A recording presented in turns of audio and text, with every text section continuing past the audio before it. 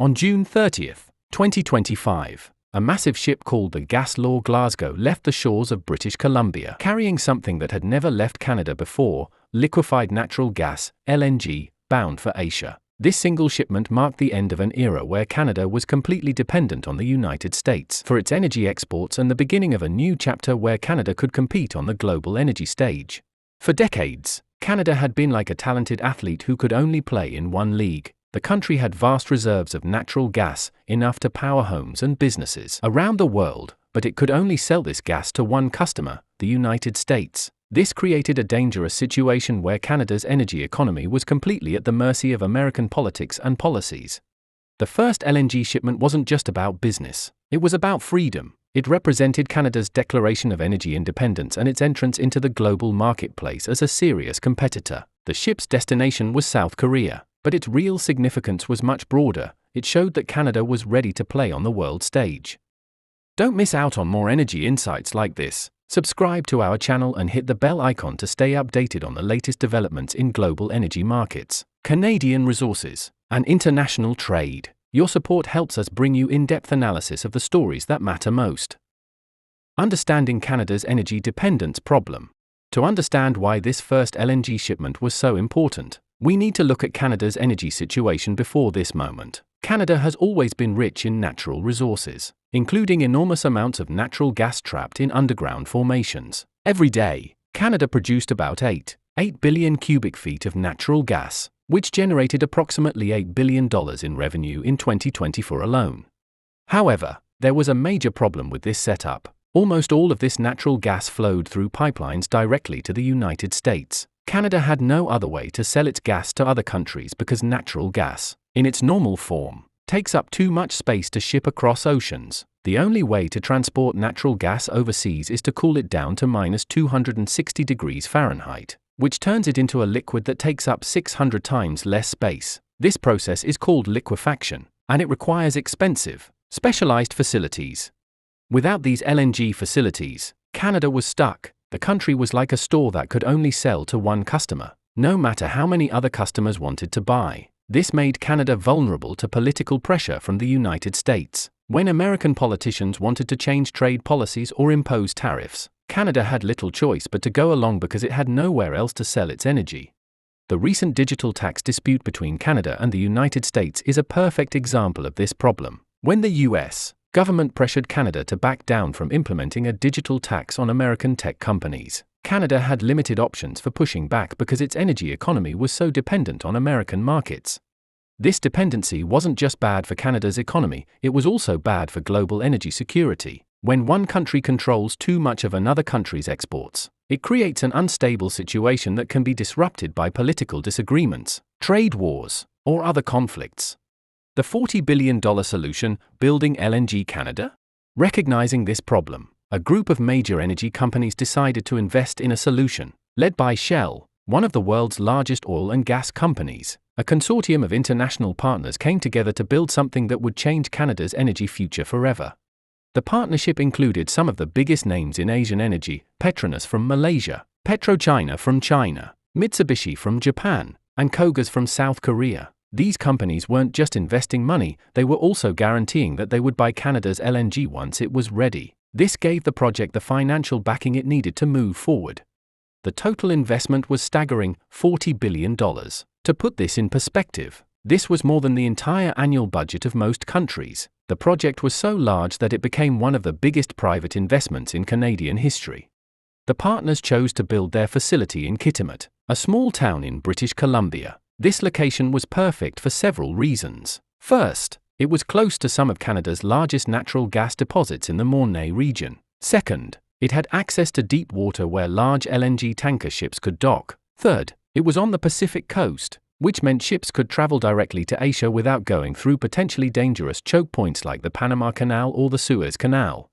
The project wasn't just about building a facility, it was about creating an entire supply chain. This included building a 670-kilometer pipeline called the Coastal GasLink Pipeline to bring natural gas from the Mornay region to the coast. The pipeline itself was a major engineering achievement, crossing mountains, rivers, and forests to connect Canada's gas fields to the global market. The decade-long journey, from idea to reality. Building the LNG Canada facility wasn't something that happened overnight. The project took more than a decade from initial planning to the first shipment. This long timeline shows just how complex and challenging it is to build major energy infrastructure. The earliest planning stages began in the early 2010s, when energy companies first started seriously considering the possibility of Canadian LNG exports. At that time, there was a global boom in LNG demand, driven by countries in Asia that wanted to reduce their dependence on coal and nuclear power, especially after the 2011 Fukushima nuclear disaster in Japan. However, turning this idea into reality required overcoming numerous challenges. The companies had to secure environmental permits, negotiate with indigenous communities, design and build complex industrial facilities, and create new supply chains. They also had to navigate changing political landscapes in both Canada and the countries where they planned to sell their LNG. Official construction finally began in 2018, but even then, the project faced delays and cost overruns. Building industrial facilities in remote locations is always challenging, and the Kitimat project was no exception. Workers had to deal with harsh weather conditions, difficult terrain, and the logistical challenge of bringing massive amounts of equipment and materials to a relatively isolated location. At the peak of construction, more than 9,000 workers were on site. These workers came from all over Canada and even from other countries, bringing specialized skills needed for this type of project. The construction created a significant economic boom in the region, with $5.8 billion flowing to British Columbia businesses and local communities. The facility consists of two main components called trains. Each train is essentially a complete LNG production line that can take natural gas, process it, cool it down, and load it onto ships. The first train began operations on June 22, 2025, just 8 days before the historic first shipment. This train has the capacity to produce 6.5 million tons of LNG per year. The second train is scheduled to come online in late 2025, which will bring the total capacity to 14 million tons per year. A new model, Indigenous partnership and economic reconciliation. One of the most significant aspects of the LNG Canada project was how it involved Indigenous communities. Unlike many industrial projects in Canada's history, which were imposed on Indigenous peoples without their consent, the LNG Canada project was built in partnership with local First Nations. The Haisla Nation, whose traditional territory includes the Kitimat area, became active partners in the project rather than just observers. This partnership went far beyond the typical consultation process. The Haisla Nation secured more than $500 million in contracts related to the project, including specialized services like low-emission tugboat operations. This partnership model represents what many people called economic reconciliation, a way of ensuring that Indigenous communities benefit directly from industrial development on their traditional territories. Instead of being displaced or ignored, Indigenous peoples became integral partners in the project's success. The Haisla Nation's involvement wasn't just symbolic. They provided essential services and expertise that helped make the project successful. Their knowledge of local conditions, their commitment to environmental protection, and their skilled workforce all contributed to the project's completion. This partnership model has become a blueprint for other major projects in Canada and around the world. It shows that large-scale industrial development can be done in a way that respects Indigenous rights and provides economic benefits to local communities. The success of this partnership has encouraged other LNG projects in British Columbia to adopt similar approaches. Projects like Cedar LNG, Woodfibre LNG, and others are following the LNG Canada model by working directly with Indigenous communities as partners rather than just seeking their approval. Perfect timing, Asia's energy transformation. The timing of Canada's entry into the LNG market couldn't have been better. Asian countries are going through a major energy transformation, moving away from coal and seeking cleaner, more reliable sources of energy. This shift is driven by several factors: environmental concerns, energy security worries, and economic considerations. Many Asian countries have historically relied heavily on coal for their electricity generation. However, coal produces significant air pollution and carbon emissions, which has led to serious environmental and health problems in major cities. Countries like China, Japan, and South Korea have made commitments to reduce their coal use and increase their use of cleaner energy sources. At the same time, the war in Ukraine has made many countries reconsider their energy security strategies. Countries that previously relied on Russian gas are now looking for alternative suppliers that are more politically stable and reliable. Canada, with its stable democracy and strong rule of law, offers exactly the kind of reliability that energy importing countries are seeking. Natural gas is seen as a bridge fuel in this transition. While it's not as clean as renewable energy sources like solar and wind, it's much cleaner than coal and can be used to generate electricity when renewable sources aren't available. This makes LNG an attractive option for countries that want to reduce their environmental impact while maintaining reliable energy supplies. The first LNG shipment from Canada went to South Korea, which is a perfect example of a country going through this energy transition. South Korea has been working to reduce its reliance on coal and nuclear power, and LNG fits perfectly into this strategy. The country's energy company, KOGAS, was actually one of the original partners in the LNG Canada project, which guaranteed that there would be a ready market for Canadian LNG. But South Korea is just the beginning. Other ships are already lined up to carry Canadian LNG to other Asian destinations. Ships with names like Pottery, Jinjiang, and Diamond Gas Metropolis are preparing to carry Canadian energy to countries throughout Asia. By 2026, the Kitimat facility expects to handle more than 170 shipments per year. That's about one ship every 2 days. This level of activity will make Kitimat one of the busiest LNG export terminals in the world. The Canadian advantage: why Asian countries choose Canadian LNG. Canadian LNG has several advantages that make it attractive to Asian buyers compared to other suppliers around the world. Understanding these advantages helps explain why Canada's entry into the LNG market has been so successful. First, there's the proximity advantage. Canada's west coast is much closer to Asia than other major LNG suppliers. While LNG from the United States Gulf Coast takes about 20 days to reach Asian markets, Canadian LNG can make the journey in just 10 days. This shorter transit time has several benefits. It reduces shipping costs. It means that buyers receive their energy faster, and it reduces the risk of delays due to weather or other problems. The shorter shipping distance also means that Canadian LNG has a lower carbon footprint than LNG from other suppliers. Transportation accounts for a significant portion of the environmental impact of LNG, so reducing the distance traveled makes Canadian LNG more environmentally friendly. Second, there's the price advantage. The natural gas that feeds the LNG Canada facility comes from the Mornay region, which produces some of the cheapest natural gas in North America. This gas trades at prices that are significantly lower than the US Henry Hub benchmark, which means that Canadian LNG can be sold at competitive prices while still generating good profits for the producers. Third, there's the reliability advantage. Canada is a stable democracy with strong institutions and a history of honoring its international commitments. This political stability is very important to energy buyers, who need to be confident that their suppliers will continue to deliver energy even during times of political tension or conflict. Fourth, there's the route advantage. Ships carrying Canadian LNG to Asia don't have to pass through potentially dangerous choke points like the Panama Canal or the Suez Canal. These waterways can be disrupted by political conflicts, natural disasters, or technical problems, which can delay or even prevent energy deliveries. By shipping directly across the Pacific Ocean, Canadian LNG avoids these risks. Finally, there's the environmental advantage. The natural gas from the Mornay region has a relatively low carbon footprint compared to gas from other regions. Combined with the shorter shipping distances, this makes Canadian LNG attractive to countries that are trying to reduce their environmental impact. Looking ahead, Phase 2 and Canada's growing ambitions. Even before the first shipment of LNG had left Kitimat, the project partners were already talking about expansion. The success of the first phase has convinced them that there's room for even more Canadian LNG in the global market.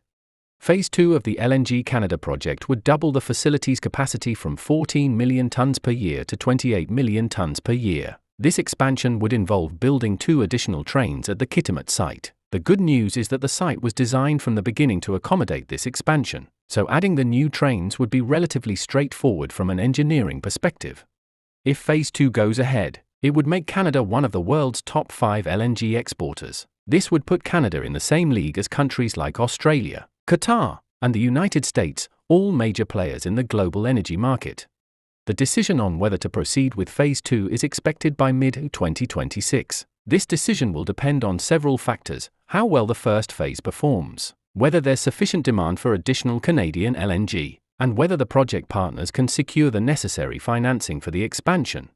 Shell, the lead partner in the project, has made it clear that LNG Canada is central to its global growth strategy. The company aims to add 12 million tons per year of new LNG capacity globally by 2030, and much of that growth is expected to come from expansions at existing facilities like Kitimat. However, there are challenges to overcome. Building LNG facilities on Canada's west coast is more expensive than building them in other locations, such as the US, Gulf Coast. British Columbia's environmental regulations, while important for protecting the environment, also add to the cost and complexity of these projects. There have also been concerns about the commitment of some project partners. Rumors circulated that Petronas, the Malaysian state oil company, might withdraw from the project, although these rumors were later denied. Such uncertainty can make it difficult to secure financing for major expansions. Despite these challenges, the partners remain optimistic about the project's future. CEO Chris Cooper has emphasized that the decision on Phase 2 will be based on the performance of Phase 1, stable shipping operations, reliable supply chains, and strong demand from Asian customers will all be factors in the decision. If Phase 2 does go ahead, it will create thousands of additional jobs, generate more revenue for indigenous communities, and further establish Canada as a major player in the global energy market. It will also provide more energy security for Asian countries and help them continue their transition away from coal and other dirtier energy sources. Canada's new role in global energy diplomacy. The launch of LNG exports has given Canada something it has long lacked: significant leverage in international energy markets. For years, Canada was energy-rich but geopolitically limited, locked into selling its resources primarily to the United States. The ability to export LNG to Asia has fundamentally changed this dynamic.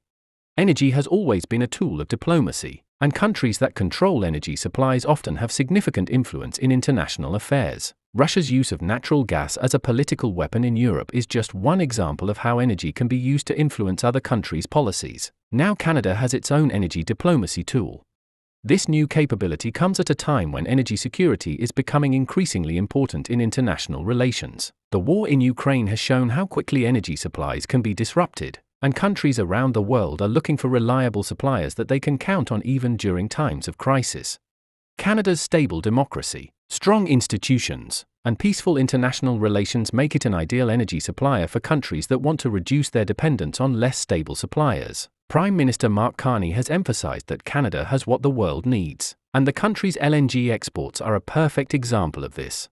The ability to export LNG also gives Canada more bargaining power in its relationship with the United States. Instead of being completely dependent on the US market, Canada now has alternatives. This doesn't mean that Canada will stop selling energy to the United States. The US will likely remain Canada's largest energy customer for the foreseeable future, but having alternatives gives Canada more options and more negotiating power. Japan provides a good example of how this new dynamic works. The United States has been pressuring Japan to buy more LNG from Alaska, but Japan is interested in diversifying its energy supplies. Canada's LNG gives Japan an alternative that offers several advantages: cleaner fuel, faster shipping times, and a supplier that isn't trying to use energy sales as a way to influence Japanese policy. Canada's Indigenous-led development model also sets it apart from other LNG suppliers. In an era where environmental, social, and governance (ESG) considerations are increasingly important to investors and consumers, Canada's approach to LNG development offers a model that other countries can learn from. As more LNG projects come online in British Columbia, including Cedar LNG, Woodfibre LNG, and others, Canada's role in global energy diplomacy will only grow. The country is positioning itself as a reliable, clean, and ethical energy supplier in a world where these qualities are increasingly valuable. The broader implications: rewriting the global energy playbook. Canada's entry into the LNG market represents more than just another energy project, it's a fundamental shift in how global energy markets work. For decades, the LNG market was dominated by a small number of suppliers, mainly in the Middle East and Australia. Canada's arrival as a major player changes this dynamic in several important ways. First, it increases competition in the global LNG market. More suppliers mean more choices for buyers, which tends to lead to better prices and better service. This is good news for energy importing countries, which now have more options for securing their energy supplies. Second, it demonstrates that new suppliers can successfully enter the LNG market even when it's already well established. This could encourage other countries with significant natural gas reserves to consider developing their own LNG export capabilities. Third, it shows that LNG projects can be developed in partnership with indigenous communities in ways that benefit everyone involved. This model could be adopted by other countries and other industries. leading to more equitable and sustainable development practices. Fourth, it proves that environmental and social considerations don't have to be barriers to major industrial development. The LNG Canada project met some of the world's strictest environmental standards while also creating significant economic benefits for local communities. The success of Canada's LNG exports is also likely to influence energy policy in other countries. Countries that are heavily dependent on energy imports may look at Canada's example and decide to develop their own domestic energy resources or diversify their supplier base. The project also demonstrates the importance of long-term thinking in energy development. The LNG Canada project took more than a decade from initial planning to first shipment, but this long-term approach allowed the partners to build something that will provide benefits for decades to come. Conclusion: a new era for Canadian energy. Canada's first LNG shipment to Asia represents the beginning of a new era in the country's energy history. After decades of being limited to selling energy to the United States, Canada now has the ability to compete in global energy markets and sell its resources to customers around the world. This transformation didn't happen overnight. It required massive investments, complex engineering, careful environmental planning, and innovative partnerships with Indigenous communities. The result is a project that not only generates economic benefits but also serves as a model for sustainable development and Indigenous reconciliation. The timing of Canada's entry into the LNG market couldn't have been better. Asian countries are actively seeking cleaner, more reliable energy sources, and Canada's LNG offers exactly what they're looking for: competitive prices, reliable supply, shorter shipping times, and a stable political environment. Looking ahead, the potential for expansion is enormous. If Phase 2 of the LNG Canada project goes ahead, and if other proposed LNG projects in British Columbia are successful, Canada could become one of the world's top 5 LNG exporters within the next few years. But the significance of this development goes beyond economics. Canada's LNG exports give the country new influence in international affairs and provide a model for how major industrial projects can be developed in partnership with Indigenous communities. As the world continues to grapple with energy security and environmental challenges, Canada's approach to LNG development offers valuable lessons for other countries and other industries. The first shipment of Canadian LNG to Asia was more than just a commercial transaction. It was a declaration that Canada is ready to play a major role in the global energy future. As the Gas Law Glasgow made its way across the Pacific Ocean, it carried with it the promise of a new chapter in Canadian energy history, one where the country is no longer just a continental supplier but a global energy leader. Ready to dive deeper into the world of energy and global markets? Subscribe to our channel now for exclusive insights, breaking news, and expert analysis on the stories shaping our world. Hit that subscribe button and join our community of informed readers who stay ahead of the curve. Your journey to understanding global energy starts here. Don't miss out on what's coming next. If you found this analysis helpful, please give it a thumbs up and share it with others who might be interested in Canada's energy transformation. Together, we can build a more informed community around these critical global issues.